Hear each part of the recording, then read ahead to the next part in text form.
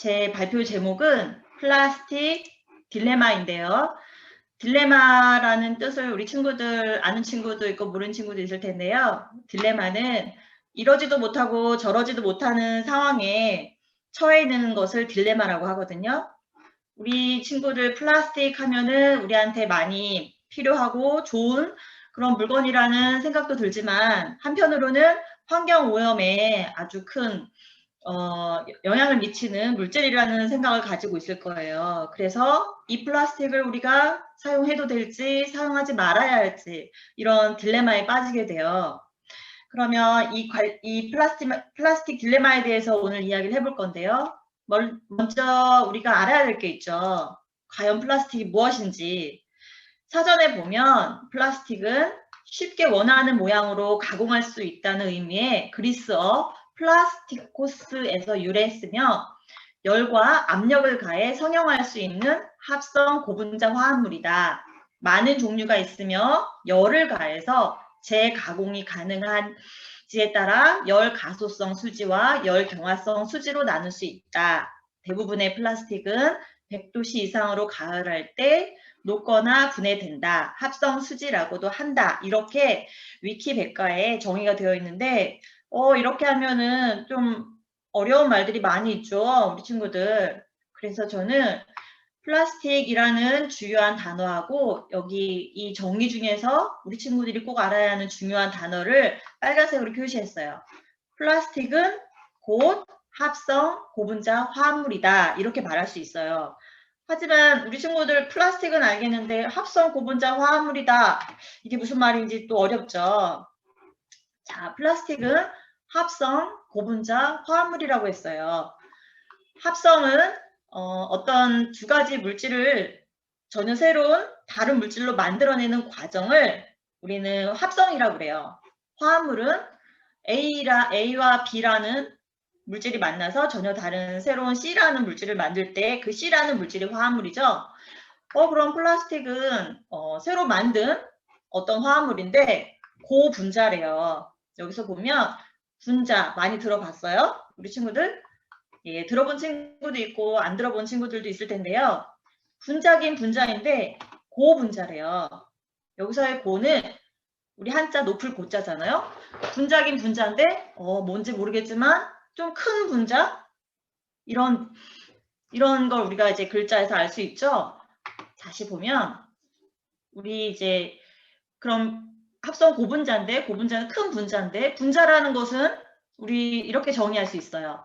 물질을 구성하는 최소의 단위를 분자라고 우리가 말할 수가 있어요. 이것도 조금 애매한가요? 그러면 사진을 보고 좀 더 쉽게 설명해 줄게요. 여기 겨울에 어느 공원에 있는 사진이에요. 여기서 보면 자, 사람을 볼게요. 사람을 구성하고 있는 최소의 단위는 무엇일까요? 생각을 해보면 사람 거의 대부분 물로 이루어져 있죠. 그리고 DNA, 단백질, 호르몬 뭐 이런 것들로 이루어져 있어요. 그럼 이런 것들이 우리 사람을 구성하고 있는 최소의 단위인 분자인가? 볼게요. 우리 신체는 피부와 근육과 뼈와 장기 등등으로 많은 물질들로 이루어져 있잖아요. 자, 이 기관들을 보면 이 기관을 자세히 보면은 아주 현미경으로 들여다보면 이렇게 조직 세포들로 되어 있어요. 이 조직 세포들을 다시 우리가 자세히 보게 되면 결국은 세포들로 이루어져 있죠. 세포 안에 굉장히 복잡한 물질들이 많아 보이죠? 하지만 이 세포 안의 물질들도 결국은 물 분자, 단백질 분자, 그리고 소금, 그리고 아주 중요한 이게 뭐죠? 많이 알고 있죠? DNA라는 이런 물질들로 이루어져 있는데 여기에 나와 있는 이런 것들이 바로 분자예요. 우리 몸을 이루고 있는 가장 작은 최소의 단위가 DNA, 소금, 물, 단백질 이것뿐만이 아니에요. 또 우리 몸에서 나오는 호르몬, 그리고 또 여러 가지 각종 영양소들, 그리고 여러 가지들이 또 이제 분자 형태로 존재하고 있는데 우리가 이 분자를 또 쪼갤 수가 있어요. 이 분자를 또 쪼개면 원자라는 게 만들어져요. 원자라는 것으로 쪼갤 수가 있어요. 예를 들어서 여기 NaCl이라고 되어 있는 것은 소금이에요. 소금은 나트륨이라는 것과 염소라는 것이 이렇게 결합되어 있는 건데 이걸 끊어서 보면은 나트륨이라는 원자와 염소라는 원자로 이루어져 있어요. 이게 바로 원자인데 더 이상 쪼갤 수 없는 성질의 것을 원자라고 하고 물질의 성질을 갖는 최소한의 단위를 분자라고 해요. 자, 그럼 다시 분자는 설명했듯이 물질을 구성하고 있는 최소의 단위라고 했어요. 우리 몸은 DNA, 단백질, 물 등등으로 이루어져 있죠. 그럼 이 원자는 이 분자를 이루고 있는 원소의 화학적인 특성을 가지고 있는 최소의 단위라고 했어요. 갑자기 또 원소라는 게 나왔어요. 원자까지는 알겠는데 원소는 뭘까요? 예를 들어서 설명해 줄게요. 여기 우리가 마시는 물이 있어요. 사실 물 안에는 순수한 물 외에도 여러 가지 각종 미네랄들도 있고 다른 물질들도 들어있지만 대부분은 물로 이루어져 있죠. 물에는 이 물을 이루고 있는 최소의 단위 물 분자로 이루어져 있어요. 이걸 물 분자라고 하죠. 이 물 분자는 어떻게 생겼어요? O라는 것과 H라는 것이 이렇게 연결이 되어 있는 분자 구조를 가지고 있는데 이 물 분자는 쪼개보면 이렇게 H라는 것과 O라는 거 여러분들 이건 알죠? H는 산소고 H는 수소고 O는 산소라는 것인데 물 분자를 이루고 있는 원자, 수소 원자, 그리고 산소 원자를 우리는 이름 붙여서 수소 원소, 산소 원소라고 부를 수 있어요. 그러니까 이거는 원자인데 이렇게 H 기호를 쓰는 수소 원소, 이렇게 O라는 기호를 쓰는 산소 원소 이렇게 나눌 수가 있는 거예요. 이러한 물질을 연구하는 게 화학이라는 분야거든요. 그러면 화학은 이런 물질의 정체와 성질을 원자와 분자 수준에서 설명하고 새로운 화합물을 합성하는 화학 반응이라 그래요. 그래서 우리가 사실 물도 만들 수가 있어요. 뭐가 필요할까요? 네, 수소 2개와 산소 하나면은 우리 물 2개를 만들 수가 있어요. 이걸 우리가 어떻게 표현하냐면은 산소 원자에 수소 2개가 이렇게 결합이 되어 있다고 표현을 할 수가 있어요. 자, 이제 원소에 대해서까지 우리가 알게 됐죠? 자, 그러면 아까 원소에 대해서 얘기했는데 우리가 요 화학이라는 학문에서 보면 이거는 주기율표라는 건데요. 여기 보면 여기 알파벳들이 많이 나열되어 있어요. 이것이 바로 우리 원소들이에요. 여태까지 발견된 원소들을 이렇게 테이블로, 표로 나타낸 건데 이걸 주기율표라고 하거든요. 이 주기율표는 우리 화학을 공부하는 데 있어서 굉장히 중요해요. 왜냐하면 이 주기율표를 잘 이해를 하게 되면 우리가 여러 가지 화학 반응을 할 수가 있거든요. 예를 들어서 여기 주기율표의 이 세로를 족이라고 하는데 이 세로 쪽에 있는 물질들은 다 비슷한 특성을 가지고 있어요. 여기 세로에 있는 이 물질들은 다 비슷한 특성을 가지고 있고 이 가로 쪽으로 가면은 주기라고 하는데 원자가 점점 커지는 거예요. 그래서 이런 표를 만들어서 우리가 지구에서 이미 발견된 여러 가지 물질들을 여러 가지 이제 원소들을 이렇게 표로 나타낼 수 있는데 여기 재밌는 게 있어요. 예를 들면 여기 폴로리움이라고 되어 있는 게 있죠. 이거는 우리 친구들 잘 알고 있는 퀴리 부인 있잖아요. 퀴리 부인이 발견한 원소예요. 이제 퀴리 부인이 이걸 발견을 해서 이제 노벨상을 받게 되었는데요. 폴로니움뿐만 아니라 여기 어디지? 88번. 여기 라돈과 폴로니움을 발견해서 노벨상을 받았는데 여기 보면은 여기 이름이 포로 되어 있는데 사실 PDV는 폴란드 사람이에요. 그래서 이 새로운 물질을 발견한 다음에 폴란드 나라를 너무 사랑해서 폴란드 이름을 따서 폴로니움이라고 이름을 붙였어요. 우리 친구들도 이렇게 새로운 원소를 발견하게 되면 우리 친구들이 이름을 붙일 수가 있고 나중에는 노벨상을 받을 수도 있어요. 그리고 여기 보면 재밌는 게 이제 아인슈타인의 이름을 딴 그런 원소도 있고 아주 재밌는 원소들이 많이 있어요. 그럼 돌아가서 이제 사람은 사람이라는 물질을 구성하는 채소 단위에 대해서 우리가 봤고, 분자와 원자와 원소에 대해서도 잠깐 이야기를 나눠봤어요. 이번에는 우리 공원에 있는 나무예요. 이 나무는 어떤 분자들로 이루어져 있을까요? 맞아요. 물이 제일 많고, 산소 있고, 이산화탄소 있고, 그리고 대부분의 조직을 이루고 있는 셀룰로즈라는 게 있어요. 나무를 자세하게 보면 이렇게 길게 섬유질 같은 실 같은 게 보여요. 이 실 같은 거를 또 자세하게 우리가 분석을 해보면 결국은 이렇게 생긴 화학 구조물들로 이루어져 있거든요. 이것이 바로 이 나무를 이루고 있는 분자 구조인 거예요.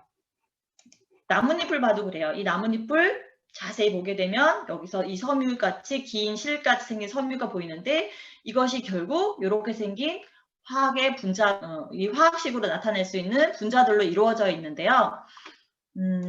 결국은 이 분자를 우리가 뭐라고 하냐면은 셀룰로즈라고 해요. 그래서 대부분 식물은 이 셀룰로즈라는 분자로 이루어졌는데 여기 보면은 봐봐요. 이 분자들이 굉장히 계속 이렇게 다 연결이 되어 있죠. 그래서 이거 굉장히 큰 분자예요. 그래서 이런 것들을 고분자라고 해요. 하지만 우리가 오늘 배워야 할 플라스틱하고는 다른 고분자예요. 플라스틱은 우리가 합성하는 고분자이고 이것은 천연 고분자라고 할 수 있는 거예요.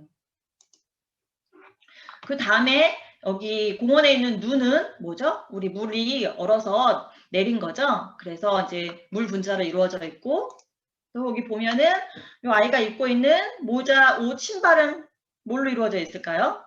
천연 섬유나 합성 섬유로 이루어져 있는데요. 볼게요. 자, 우리 옷을 만드는 주요 성분 면이에요. 이 면은 어떻게 만드냐면 우리 친구들 이 목화라는 식물에서 여기서 이제 실을 만들어내요. 그리고 다른 실 중에 하나 요런 실은 우리 친구들 이거 뭐냐면 누에라는 벌레예요. 이 누에가 나비가 되기 전에 이렇게 집을 짓잖아요. 이 집을 누에 고치라고 하는데 여기서 이제 실을 이렇게 뽑아내서 써요. 그리고 또 이거는 울이라는 건데 우리 친구들 많이 알죠? 알죠 이거는? 예, 양의 털로 만든 실이에요.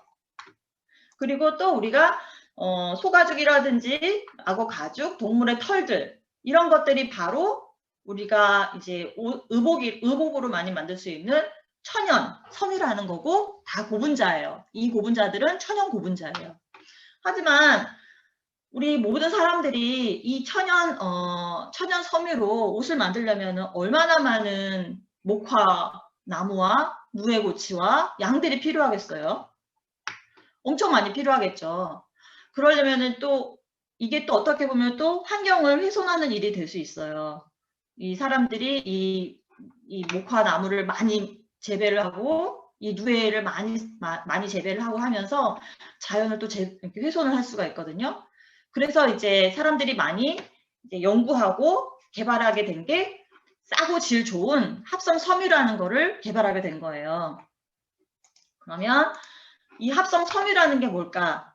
우리 천연 섬유는 아까 말했듯이 우리 자연에서 얻는 그런 재료로 실을 만드는데 합성 섬유자는 아까 우리가 플라스틱이라고 말했던 합성 고분자 섬유예요. 예, 이거는 우리 실험실에서 여러 가지 분자들을 섞어서 화합물을 만들어내는데 이것이 바로 합성 고분자 섬유라고 할 수 있어요. 그래서 실험실에서 이렇게 모양을 만들기도 하고 이렇게 실처럼 뽑아서 만들 수도 있어요. 솜처럼 만들 수도 있고요. 그래서 최초로 만든 합성 고분자 섬유가 나일론이라는 거예요. 우리 친구들 알죠? 엄마 신는 스타킹이라든지 낚싯줄 이게 바로 합성 고분자 섬유예요. 나일론이라고 하고 우리 이것도 일종의 플라스틱이라고도 말할 수 있어요. 그리고 또 많이 우리가 사용하고 있는 게 폴리에스테르라는 거예요. 우리 친구들 옷을 지금 라벨을 보면은 거의 다 이 폴리에스테르라고 써 있을 거예요. 우리 그만큼 많이 사용하고 있는 건데 천연 섬유가 아니라 실험실에서 만든 합성 고분자 섬유예요. 그리고 또 요거는 우리 요새 많이 사용하고 있는 또 옛날에는 연예인들이 많이 썼죠. 입체 이제 폴리우레탄 마스크인데 이것은 여기 보면 우레탄이라는 합성 고분자 섬유예요. 그러면 이 합성 고분자 섬유를 우리가 어떻게 만들 수 있을까요? 선생님이 설명해 줄게요. 이거는 어떻게 보면 플라스틱 만들기랑 거의 같은 원리인데요. 이 물질의 시작은 석유에서 시작해요. 우리 친구들 요 석유를 바닷속이나 어떤 사막에서 이제 시추를 이제 캐내면은 이렇게 까만 원유를 이제 추출을 하는 거거든요. 이 원유 안에는 여러 가지 물들이 포함되어 있어요. 그래서 끓는 점 알죠? 우리 친구들. 우리 물에 끓는 점은 100도죠.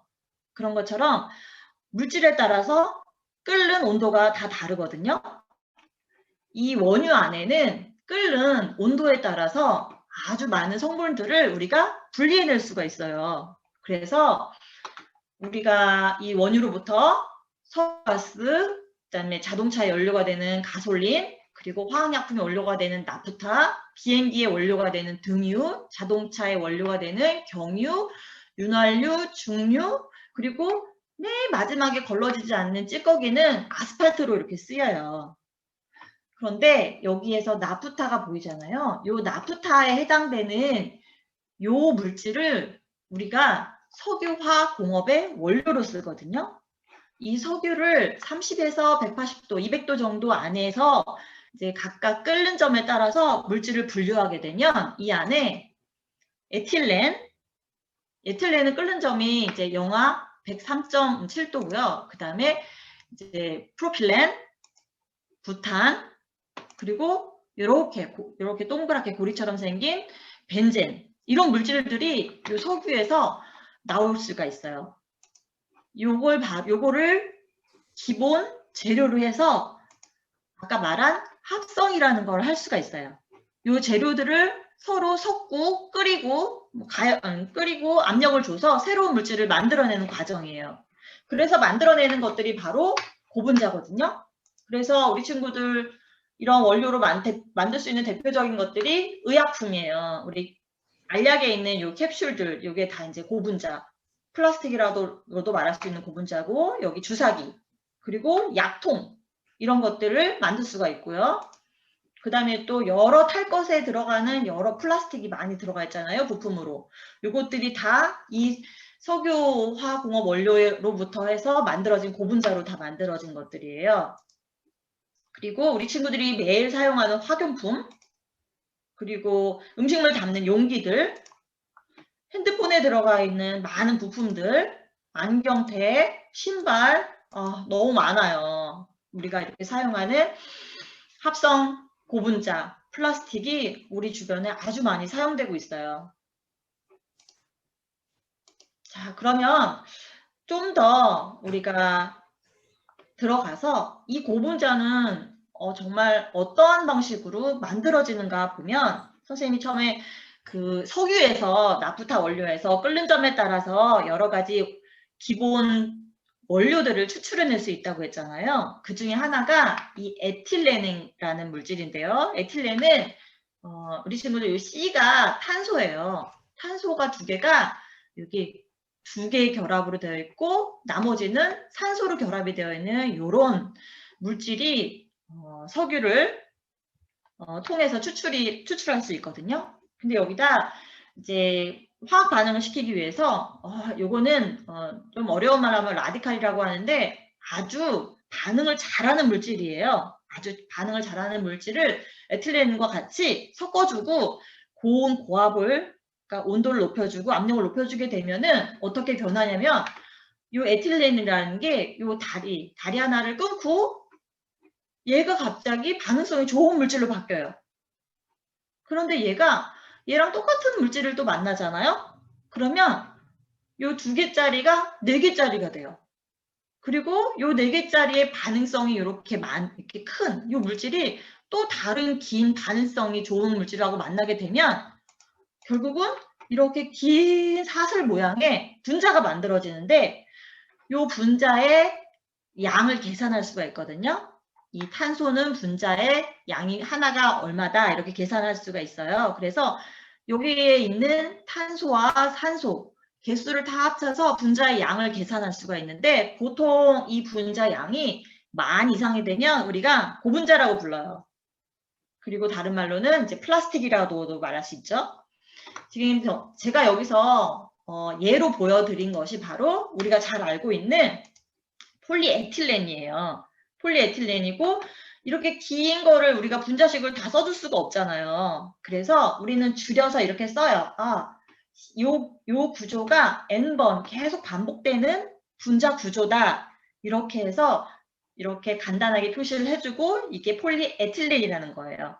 그래서 우리 친구들 많이 재활용품 분리수거할 때 보면 이렇게 생긴 마크 많이 봤을 거예요. 이게 바로 폴리에틸렌이고요. 이렇게 합성을 해서 만들어지면 이런 재료인데 여러 가지 색을 입히면 이렇게 다양한 색으로 여기에 이제 안료나 염료를 섞게 되면 다양한 색으로 우리가 만들 수가 있고 이것들이 아까 전에 보여드렸던 것처럼 많은 플라스틱 제품들로 응용이 될 수 있는 거예요. 이 폴리에틸렌 같은 경우에는요. 봐봐요. 여기 사슬처럼 길게 이렇게 된 것이 하이 덴시티 폴리에틸렌이라고 하고 우리 분류기호 2번으로 나타내는데 여기서 이 반응성 좋은 애가 갑자기 요 옆에 긴 사슬의 옆에 가서 붙게 되면 이렇게 가지치는 것처럼 폴리에틸렌이 만들어지거든요. 요거는 로우 덴시티 폴리에틸렌이라고 그래서 서로 물성이 좀 달라요. 하지만 우리 주변에서 아주 많이 쓰이는 플라스틱이에요. 자, 이거는 뭐냐면 우리 친구들도 많이 봤을 거예요. 우리가 플라스틱을 7가지로 나눠서 재활용을 하는 건데 1번부터 7번까지 있고 조금 전에 설명한 하이 덴서티 폴리에틸렌은 2번, 그 다음에 로우 덴서티 폴리에틸렌은 4번이고 여러 가지 페트병 있잖아요. 페트의 PET, 그 다음에 우리 파이프 만드는 PVC, 그리고 폴리프로필렌, 이거 포장재질, 빨대 같은 것도 많이 만들어요. 그리고 폴리스타이렌은 우리 스티로폼 같이 생긴 거, 그리고 그 외에 다른 여러 가지 폴리머들은 이렇게 7번으로 해서 분류를 해서 우리가 다 재활용을 하죠. 여기 보면 여러 가지 특성들이 있어요. 이 플라스틱들에 대해서. 그래서 예를 들면 아까 말한 우리 이 하이 덴시티 폴리에틸렌 같은 경우에 예를 들어 보면 이거는 뭐냐면은 1년 동안 이게 재활용되는 퍼센트예요.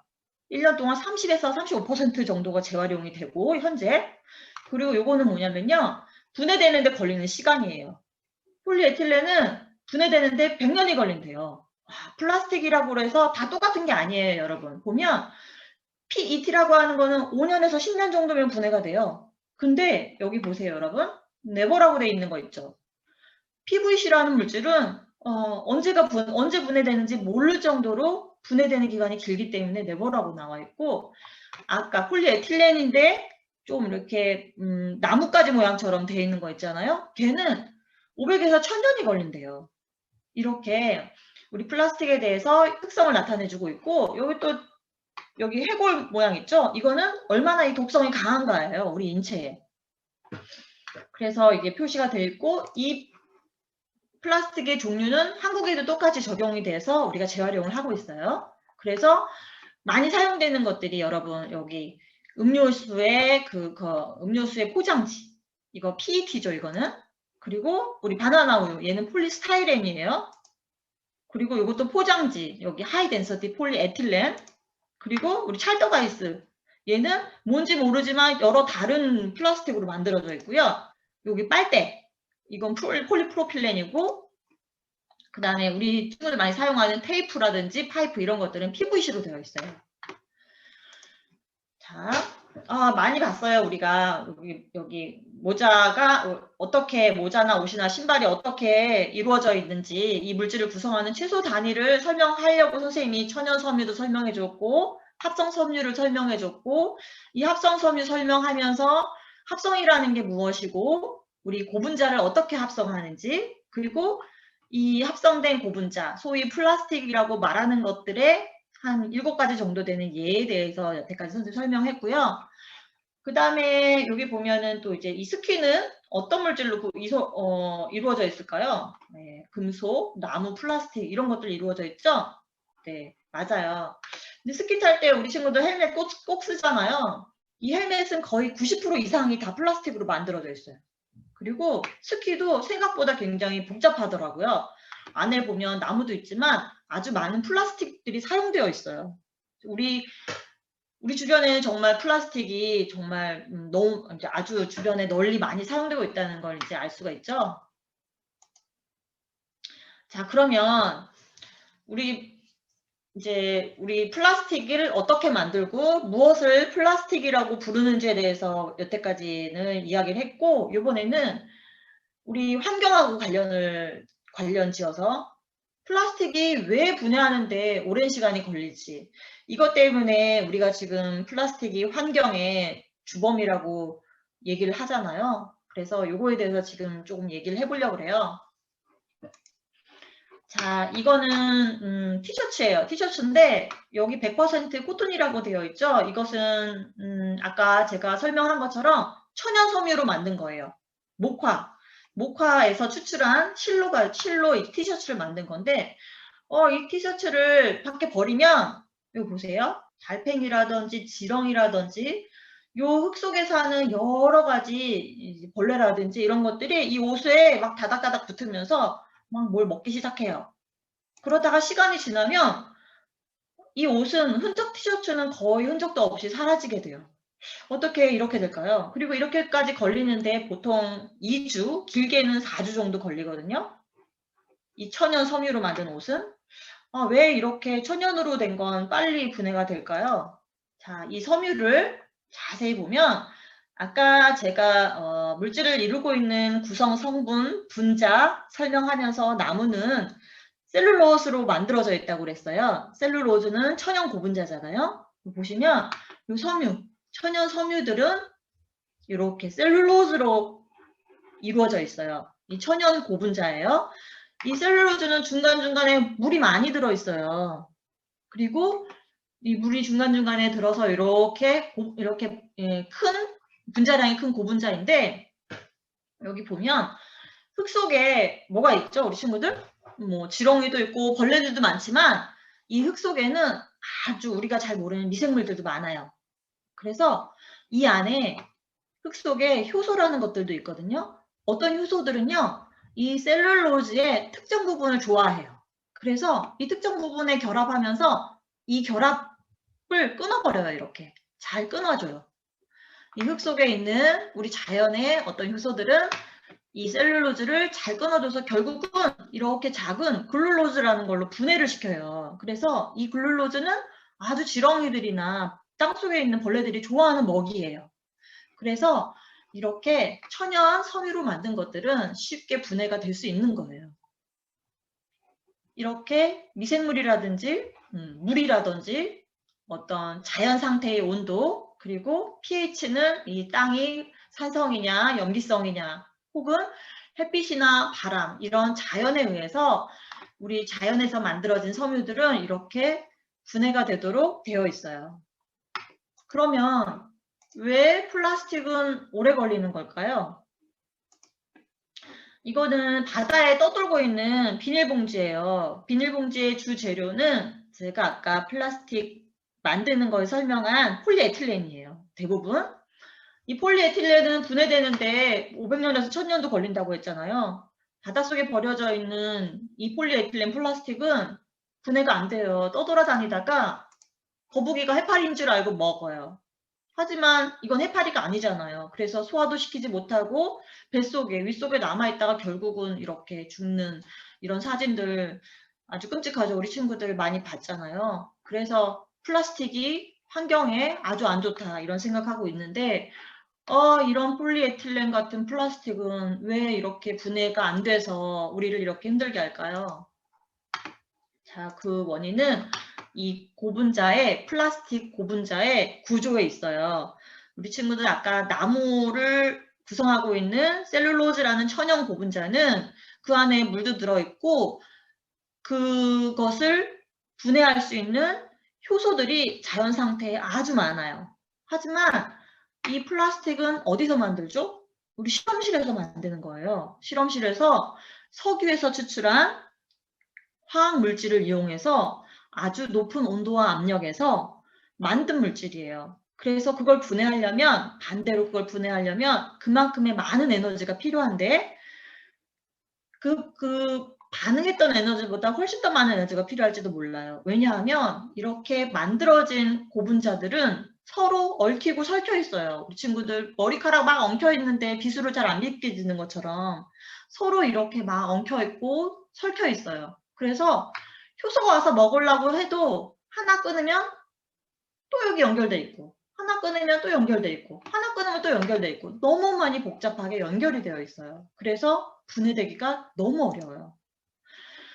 그래서 우리 자연적으로 분해되는 미생물, 물, 온도 이런 외부 우리 자연적인 조건에 의해서 분해가 되지가 않아요. 이런 구조적인 원리 때문에. 오히려 분해되다가 더 나쁜 물질로 분해가 될 때가 있어요. 우리 친구들 들어봤어요? 다이옥신, 그리고 비스페놀 A. 비스페놀 A는 많이 나오죠. 어떤 플라스틱 제품을 보면 우리는 비스페놀 A가 안 나와요 해서 BPA 프리 플라스틱도 많이 나와 있는데 실제로 많이 나와요. 플라스틱에서. 이런 것들을 우리 환경 호르몬이라고 하거든요. 우리 몸속에는 우리 몸을 신체를 이루고 있는 많은 분자들이 있다고 했잖아요. 그 분자들 중에서는 호르몬 분자들도 많거든요. 하지만 이 호르몬하고 아주 비슷하게 생긴 이런 분자들 때문에 이런 분자들이 우리 몸에 들어오면 우리 뇌가 착각을 해요. 아, 호르몬이 들어왔구나 하면서 우리 호르몬 계를 아주 교란을 시켜요. 그래서 아주 여기 나왔지만 아주 신체에 나쁜 영향을 주죠. 키 성장뿐만 아니라 여러 가지 질병을 유발할 수가 있어요.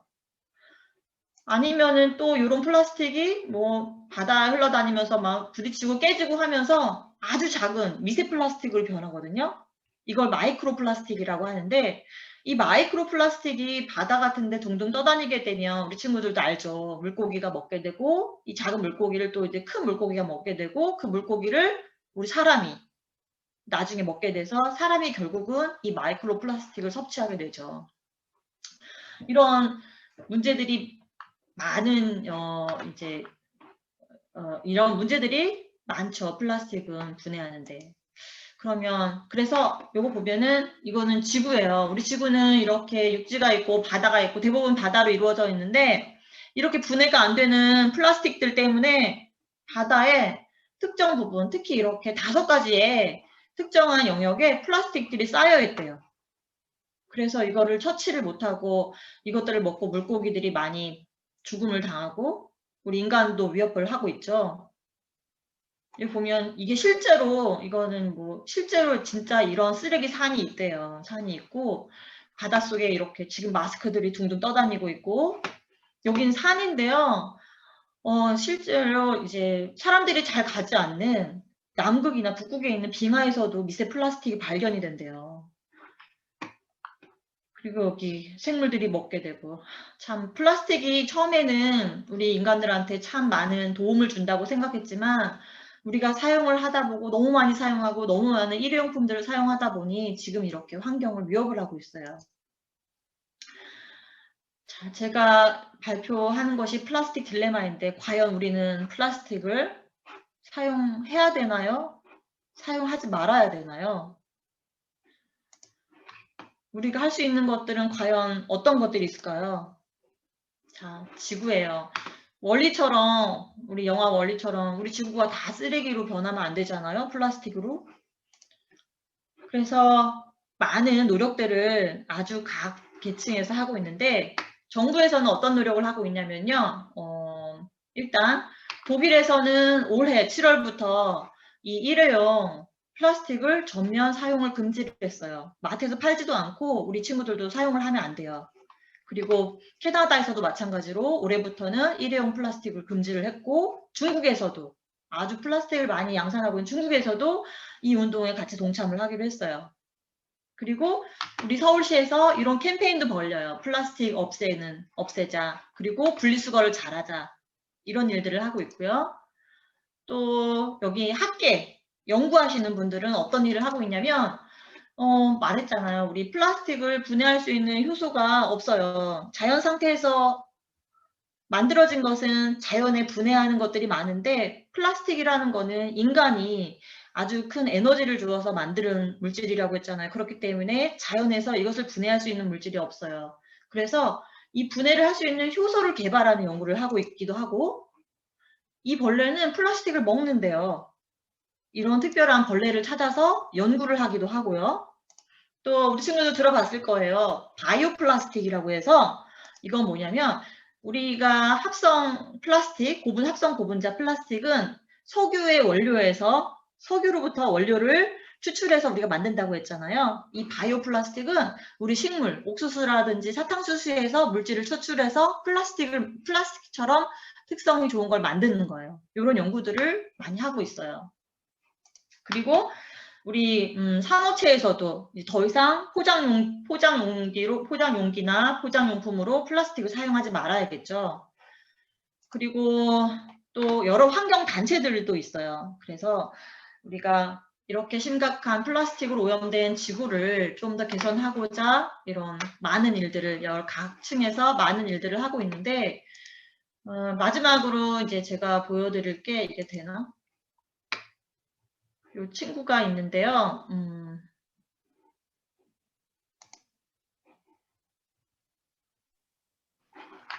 아까 제가 해보니까 잘 안 되더라고요.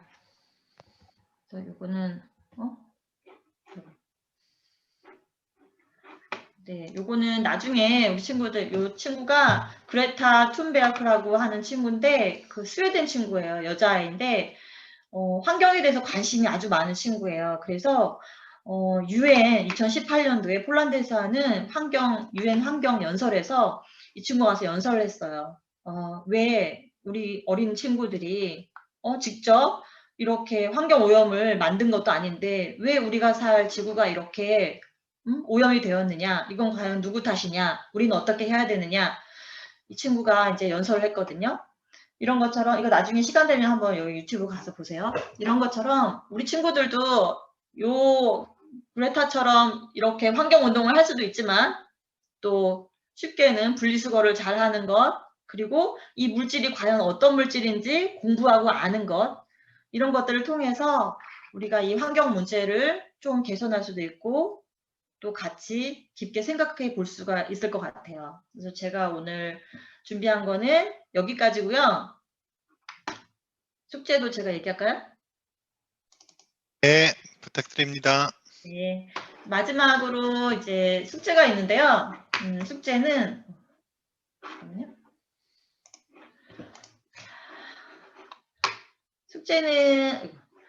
숙제는 내 주변 물건의 물질 성분 알아보기예요. 제가 오늘 좀 간단하게 하긴 했지만 화학에 대해서도, 그리고 고분자에 대해서도, 그리고 분자에 대해서도 조금씩 설명을 했어요. 그래서 우리 친구들 내 주변에 있는 물건들이 많죠. 대부분 다 플라스틱으로 되어 있을 거예요. 그 중에서 이거는 이제 엄마들 많이 드시는 커피 포장지에 보면 여기 폴리에틸렌 포장지 재질이에요. 아까 제가 설명한 이런 거, 아니면 우리 친구들 마스크 많이 쓰고 다니잖아요. 지금 무조건 쓰고 다녀야 되는데 이 마스크가 재질이 어떻게 되었는지 보면은 여기 나일론 끈으로 되어 있어요. 그리고 이거는 손소독제인데 손소독제 뒤에 보면 여기 성분이 나와 있어요. 성분들이 나와 있는데 이런 것들을 우리 친구들 여기 구글링해서 위키백과나 화학백과 통해서 찾아볼 수가 있어요. 여기 보면 글리세린이라는 게 있는데 요런데 구글링을 해보면 이런 게 나와요. 아, 요런 분자식을 가지고 있구나. 그리고 얘는 글리세린이라고 하네. 그리고 아, 얘는 화학기호로 이렇게 쓰고 얘는 질량이 이렇게 되고, 그리고 그 덴서티, 그리고 이거 뭐야, 녹는 점, 끓는 점, 그리고 이 물질이 어디에 녹는지, 이런 것들을 우리 친구들이 찾아볼 수가 있거든요. 여기에 숙제예요. 자, 여기까지 하겠습니다.